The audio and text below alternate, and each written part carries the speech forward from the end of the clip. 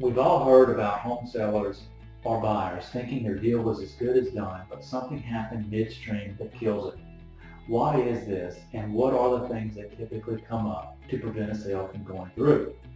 I've been working with buyers and sellers for a long time and can tell you more often than not, it comes down to three specific areas: finance, inspection, or communication. Let's look at each a little closer. The first potential deal breaker is finance. When talking about finance issues, I'm not necessarily saying getting denied a mortgage. In the last 20 years, I can't even remember this happening after the buyer enters into a purchase agreement. But keep in mind, the transactions I'm always working with always involve the use of an agent. So I think this prevents a ton of buyers from getting to that point in the first place. Mostly the finance issues are value related. Banks loan money based on their appraisal of the property. If the appraisal doesn't meet the agreed upon price and the parties can't agree on a new price, the deal gets lost. Actually, the only loan that will allow the parties to renegotiate to a price higher than the appraisal is a conventional loan. Today, on FHA and VA loans, the sales price cannot be for greater than the appraisal. So you're basically in a take it or leave it situation in the event of a low appraisal. And speaking of FHA and VA, sellers need to understand a couple of things. First, they come with certain condition standards. And second, the appraisal is attached to the house for 6 months.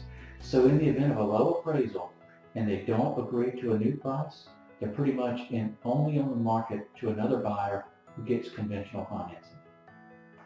The second potential deal breaker is the inspection period. Inspection-related items all deal with things that become known to the buyer during their due diligence period.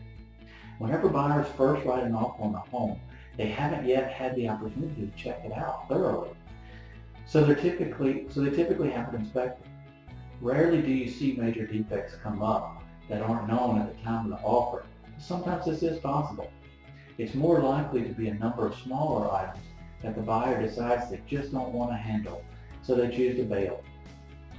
Or it's something that's not a physical defect at all, but changes the way they think about the property. For example, insurance premiums, school districts, subdivision restrictions, and things like this. The way our contracts are worded today, the buyer can deem whatever they choose as unacceptable and void the contract as long as it's done so during this period. The last thing that comes up has to do with how we communicate. Knowing how to communicate effectively and positively can greatly increase your chances of getting past sticky situations. What I try to advise people to do is, rather than telling the other party to the contract what they won't do, tell them what they will do, always giving them some sort of a window and appearing flexible. It's not really fair if you're only nice and easy to deal with as long as things are going your way. Things can and do come up during a transaction, so knowing what to say and how to say it can be a make or break thing. In all of these three examples of why deals go south, my best advice that I could give you is this is what agents deal with every day. And the good ones have learned what to do and say to minimize liability for their client. So do yourself a favor and get associated with a great agent.